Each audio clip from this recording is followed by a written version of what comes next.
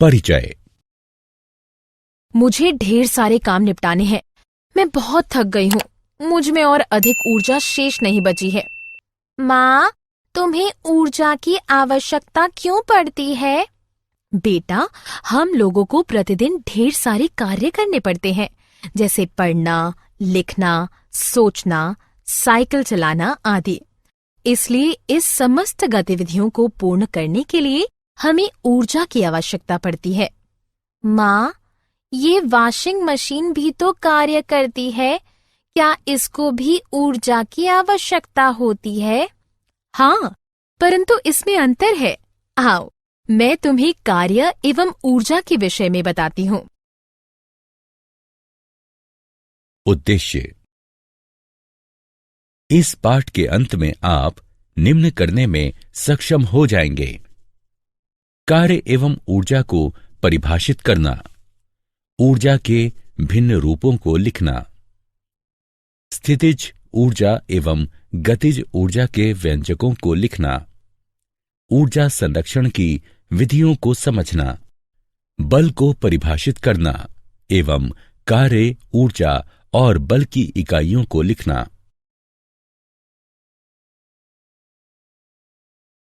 कार्य। मित्रों, हम लोग बड़ी मात्रा में कार्य करते हैं, जैसे खेलना, पढ़ना, साइकिल चलाना, दौड़ना इत्यादि।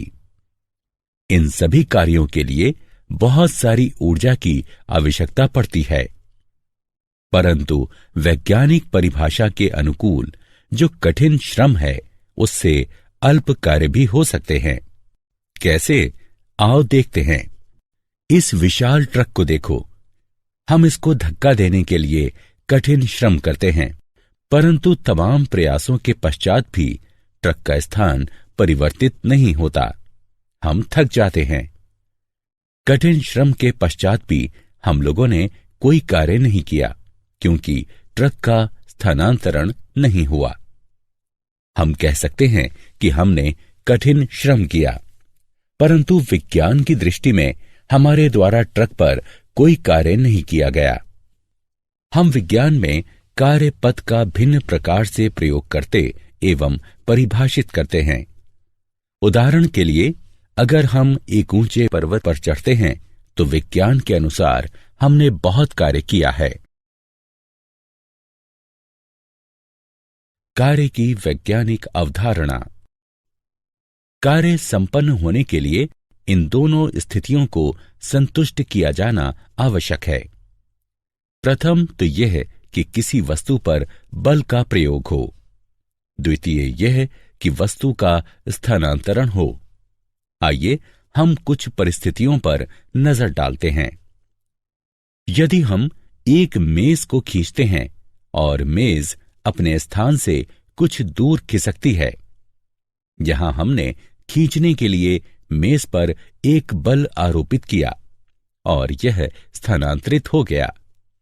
इस प्रकार कार्य की दोनों शर्तें यहां पूर्ण होती हैं, इसलिए कार्य संपन्न हुआ। इसी प्रकार जब हम क्रिकेट खेल रहे होते हैं, यदि हम गेंद पर बल्ले से प्रहार करते हैं तो कार्य संपन्न होता है, क्योंकि बल गेंद पर आरोपित होता है और वो गेंद बल द्वारा विस्थापित होती है।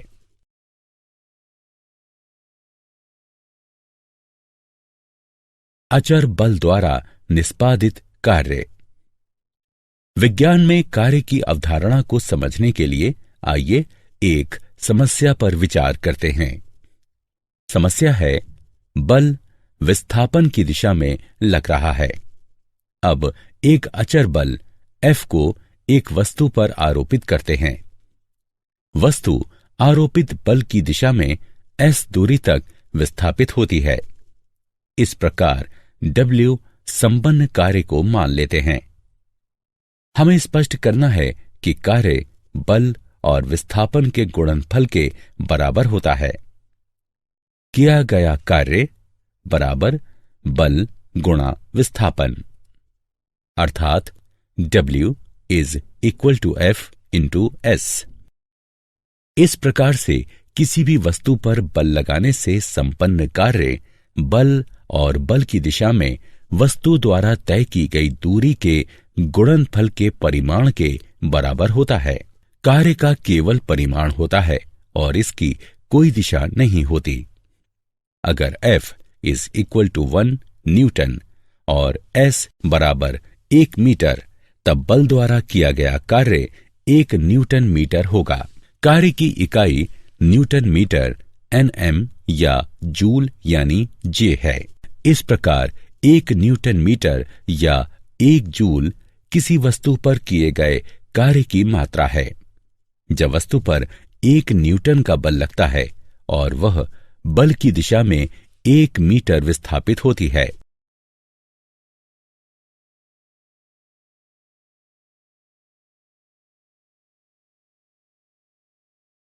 उदाहरण, आइए अब निष्पादित कार्य का पता लगाते हैं जब हमें लगाया गया बल और विस्थापन ज्ञात हो।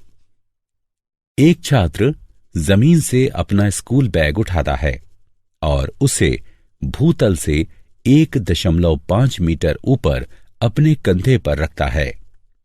5 न्यूटन का एक बल उस वस्तु पर लग रहा है। छात्र द्वारा स्कूल बैग पर किए गए कार्य की गणना करें। हम देख सकते हैं कि यहां लगा बल 5 न्यूटन है और विस्थापन S 1.5 मीटर है। हम जानते हैं कि किया गया कार्य लगाए गए बल और विस्थापन के गुणनफल के बराबर होता है। इसलिए किया गया कार्य 7.5 न्यूटन मीटर या 7.5 जूल के बराबर है।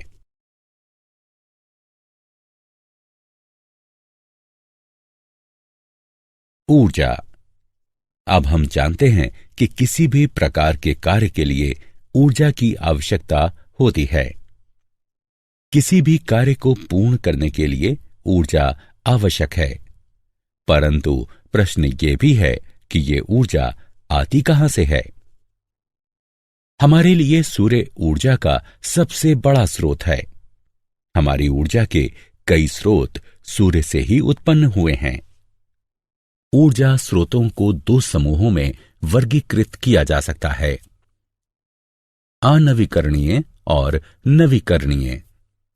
हमें अधिकांश ऊर्जा अनवीकरणीय ऊर्जा स्रोतों से ही मिलती है। कोयला, पेट्रोलियम, प्राकृतिक गैस, प्रोपेन और यूरेनियम अनवीकरणीय ऊर्जा स्रोत हैं। विद्युत उत्पादन, घरों को गर्म रखने, गाड़ियों के परिचालन और सभी प्रकार के उत्पादों के निर्माण में इसका उपयोग किया जाता है। इन ऊर्जा स्रोतों को अनवीकरणीय कहा जाता है क्योंकि इनकी उपलब्धता सीमित है। नवीकरणीय अर्थात अक्षय ऊर्जा के स्रोतों में जैविक ऊर्जा, भूगर्भीय ऊर्जा, पनबिजली, सौर ऊर्जा और पवन ऊर्जा सम्मिलित हैं। इन्हें नवीकरणीय ऊर्जा स्रोत कहा जाता है क्योंकि इनकी अल्प समय में ही पुनः पूर्ति संभव है। हम नवीकरणीय ऊर्जा स्रोतों का उपयोग मुख्यतः विद्युत ऊर्जा के निर्माण में करते हैं। एक वस्तु में जो कार्य की क्षमता होती है उसे धारित ऊर्जा कहते हैं। जब वस्तु कार्य करती है तो ऊर्जा का ह्रास होता है और जिस वस्तु पर कार्य होता है वह ऊर्जा ग्रहण करती है। इस प्रकार किसी वस्तु में निहित ऊर्जा को उसकी कार्य क्षमता के संदर्भ में मापा जाता है। अतः ऊर्जा की इकाई भी वही है जो कार्य की इकाई है, अर्थात जूल यानी जे। 1 जूल कार्य संपन्न करने के लिए 1 जूल ऊर्जा की आवश्यकता होती है, जबकि ऊर्जा की बड़ी इकाई के लिए किलो जूल यानी केजे का प्रयोग होता है। 1 किलो जूल 1000 जूल के बराबर होता है। ऊर्जा के विभिन्न रूप। ऊर्जा के कई अलग अलग रूप हैं। ऊर्जा के विभिन्न रूपों में स्थितिज ऊर्जा, गतिज ऊर्जा, ताप ऊर्जा, रासायनिक ऊर्जा, विद्युत ऊर्जा एवं प्रकाश ऊर्जा भी सम्मिलित है। आइए सर्वप्रथम गतिज ऊर्जा के विषय में अध्ययन करते हैं। हम जानते हैं कि एक गतिमान वस्तु कार्य कर सकती है। एक वस्तु अपने समरूप से अधिक कार्य कर सकती है, जिसकी गति अपेक्षाकृत मंद है। गतिज ऊर्जा वह ऊर्जा है जो किसी वस्तु में उसकी गति के कारण निहित होती है। किसी वस्तु की गति में वृद्धि के साथ उसकी गतिज ऊर्जा भी बढ़ती है। घूमता पहिया, चलती कार, दौड़ता लड़का आदि गतिज ऊर्जा के उदाहरण हैं। अतः हम कह सकते हैं कि नियत वेग से गतिमान किसी पिंड की गतिज ऊर्जा उस वेग को प्राप्त करने के लिए पिंड पर किए गए कार्य के बराबर होती है।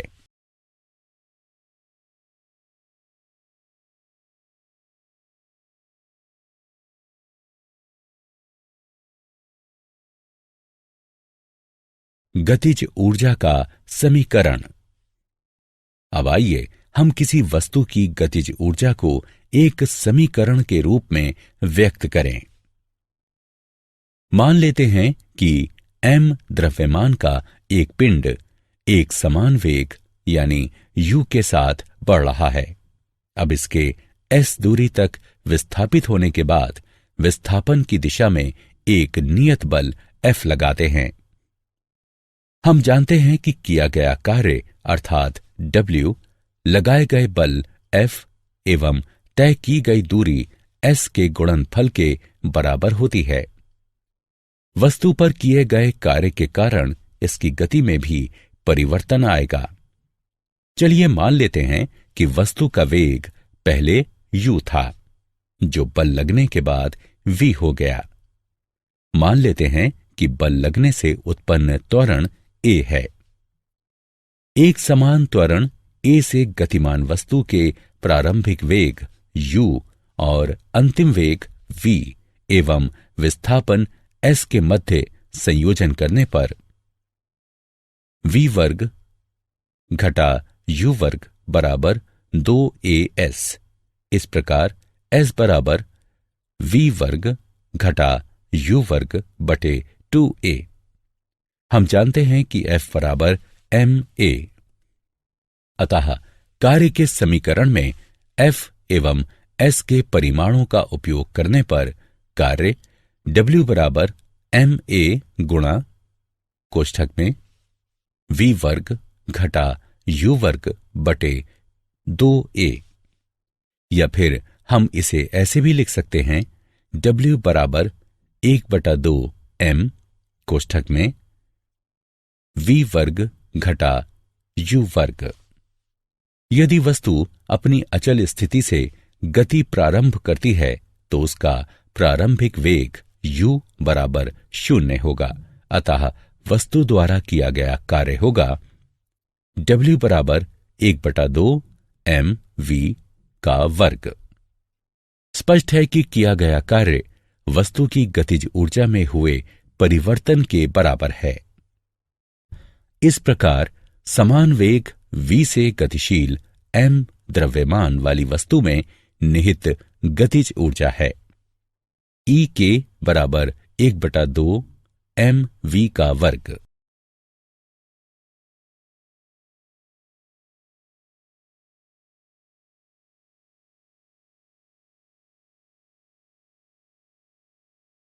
उदाहरण। आइए अब 10 किलोग्राम द्रव्यमान वाली एक वस्तु की गतिज ऊर्जा का पता लगाते हैं, जो समान वेग 4m s का मान घटा 1 के साथ गतिशील है।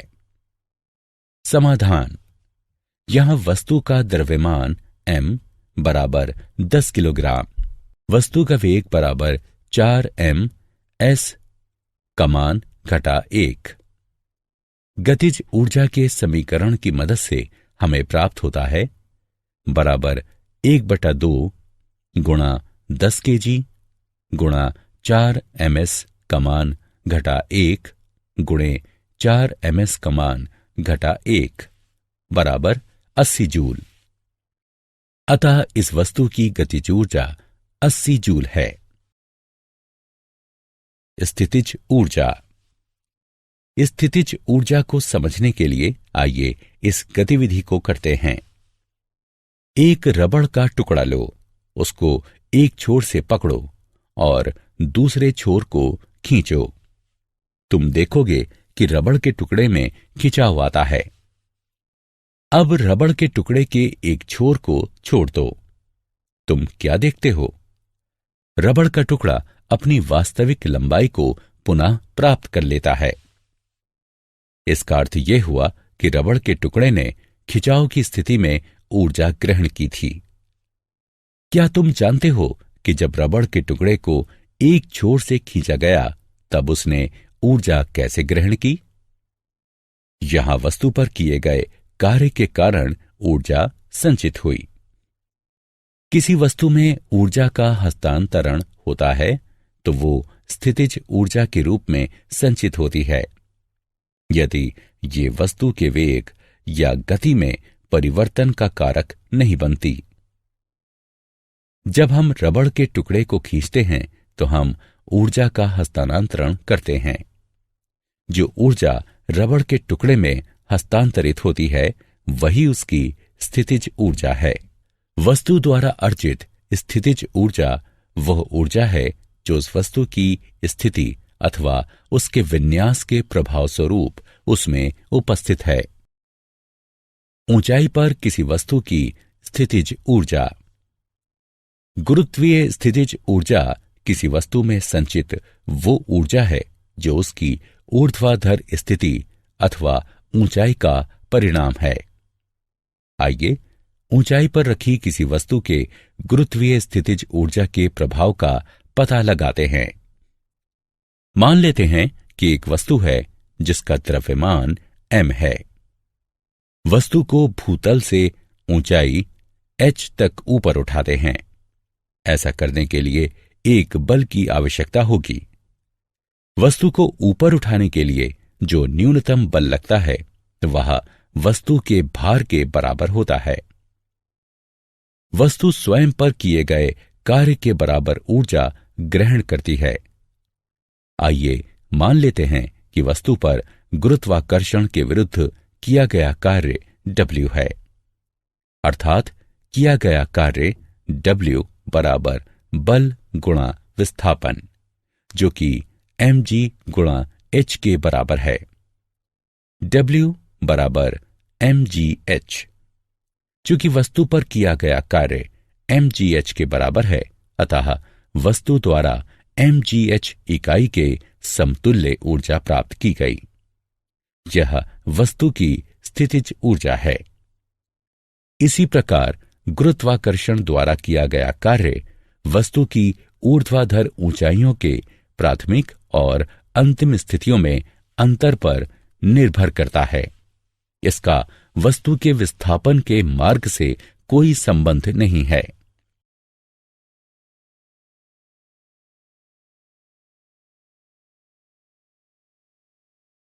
ऊर्जा का रूपांतरण। अब एक प्रश्न का उत्तर दें।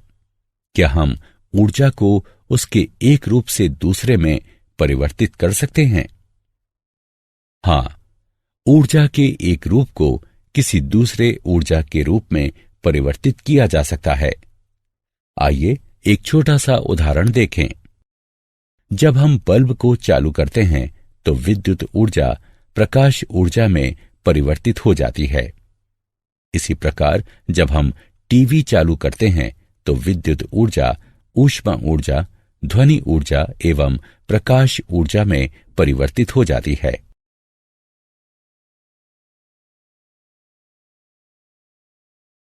ऊर्जा संरक्षण के सिद्धांत।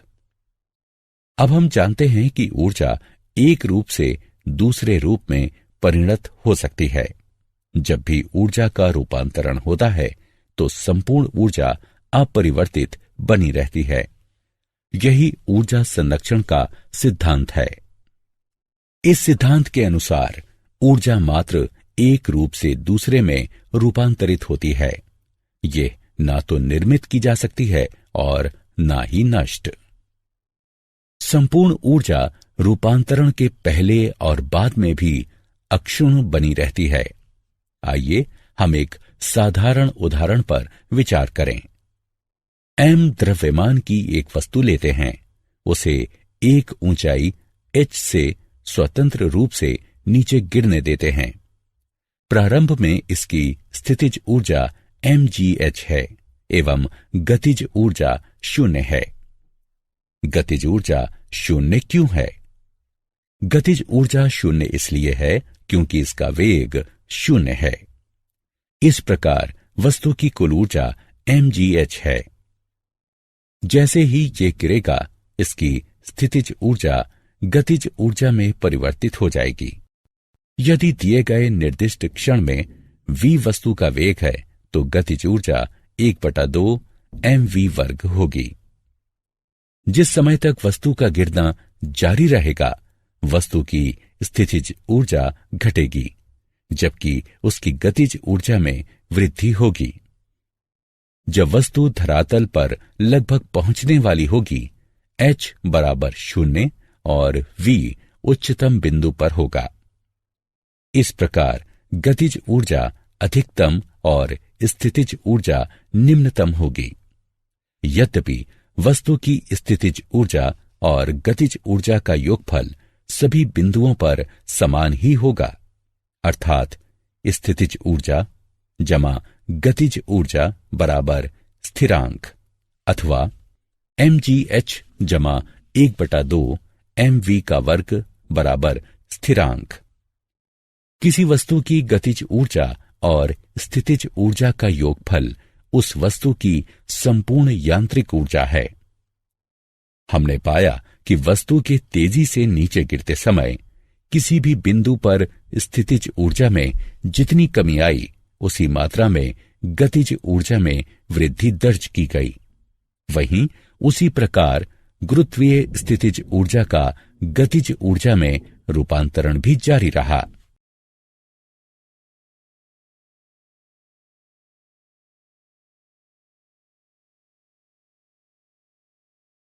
कार्य की दर का मूल्यांकन। मान लेते हैं 2 बच्चे A और B हैं। हम कहते हैं कि दोनों एक ही आयु के हैं। दोनों स्वतंत्र रूप से एक साथ तैरना शुरू करते हैं, परंतु लक्ष्य को पूरा करने में A 5 मिनट लेता है, जबकि B को 9 मिनट का समय लगता है। दोनों ने समान कार्य किया, परंतु कार्य को पूर्ण करने में A ने B से कम समय लिया। इसका अर्थ यह हुआ कि एक बलशाली व्यक्ति अपेक्षाकृत कम समय में नियत कार्य कर सकता है। उसी प्रकार शक्तिशाली वाहन अपेक्षाकृत कम शक्ति वाले वाहन की तुलना में कम समय में ही यात्रा पूरी कर लेगा। अतः कार्य करने की दर अथवा ऊर्जा हस्तांतरण की दर के रूप में शक्ति को परिभाषित किया जाता है। यदि एक अभिकर्ता किसी कार्य W को T समय में पूर्ण करता है, तो उसके द्वारा लगाई गई शक्ति होगी शक्ति बराबर कार्य बटे समय, अर्थात P बराबर W बटे T। शक्ति की इकाई वॉट है, जिसका प्रतीक W है। उस अभिकर्ता की शक्ति 1 वॉट है, जो 1 जूल प्रति सेकंड की दर से कार्य करता है। हम ये भी कह सकते हैं कि जब ऊर्जा की खपत 1 जूल प्रति सेकंड है, तो शक्ति 1 वॉट है। 1 वॉट बराबर 1 जूल प्रति सेकंड, अर्थात 1 वॉट बराबर 1 जूल प्रति सेकंड। ऊर्जा हस्तांतरण की उच्च दरों को हम किलोवाट यानी kW में व्यक्त करते हैं। 1 किलोवाट बराबर 1000 वॉट। 1 किलोवाट बराबर 1000 जूल प्रति सेकंड।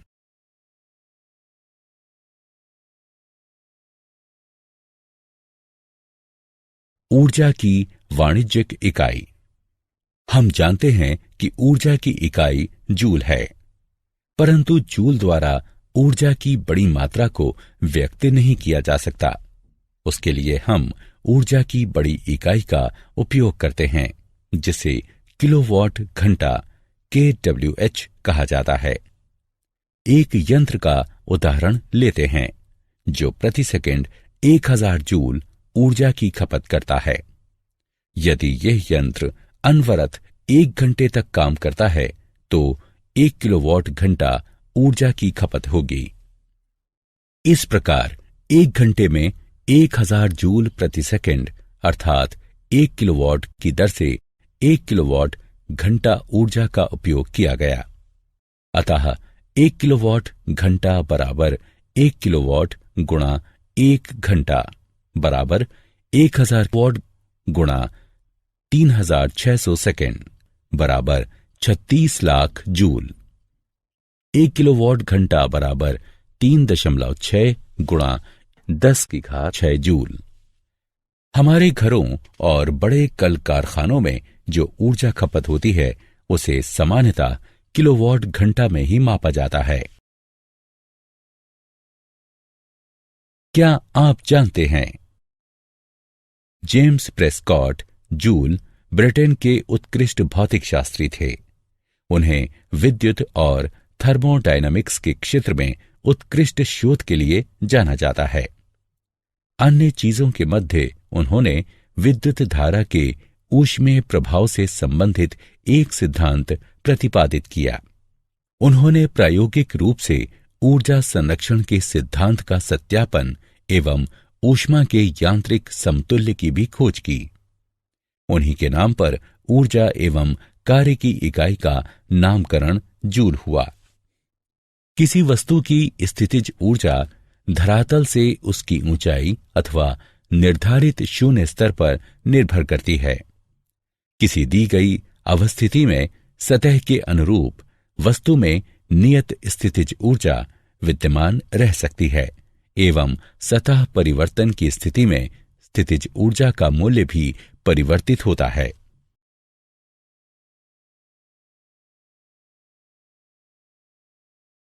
सारांश। आइए हमने जो कुछ सीखा है उसे संक्षेप में दोहराएं। किसी वस्तु पर किया गया कार्य आरोपित बल की दिशा में वस्तु द्वारा तय की गई दूरी एवं बल के परिमाण का गुणनफल होता है। कार्य की इकाई जूल है। 1 जूल बराबर 1 न्यूटन गुणा 1 मीटर। किसी वस्तु में कार्य करने की जो क्षमता होती है उसे निहित ऊर्जा कहते हैं। कार्य एवं ऊर्जा की इकाई समान होती है। किसी वस्तु में गतिज ऊर्जा निहित होती है जब वो गति की अवस्था में रहती है। m द्रव्यमान की वस्तु जब v वेग से गतिशील होती है तो उसकी गतिज ऊर्जा होती है 1/2 mv वर्ग। अपनी अवस्थिति अथवा आकार में परिवर्तन के कारण कोई पिंड जो ऊर्जा ग्रहण करता है उसे स्थितिज ऊर्जा कहते हैं। m द्रव्यमान की वस्तु जब धरातल से h ऊंचाई तक उठाई जाती है तब उस वस्तु की गुरुत्वीय स्थितिज ऊर्जा mgh होती है।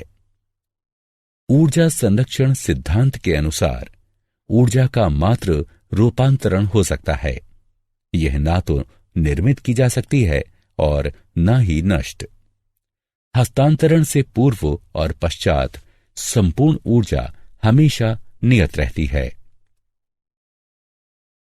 किसी वस्तु की गतिज और स्थितिज ऊर्जा के योगफल को उस वस्तु की यांत्रिक ऊर्जा कहते हैं।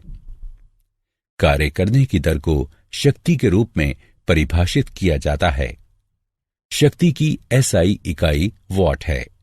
1 वॉट बराबर 1 जूल प्रति सेकंड। 1 किलोवाट की दर से 1 घंटे में हुई ऊर्जा खपत को 1 किलोवाट घंटा कहा जाता है।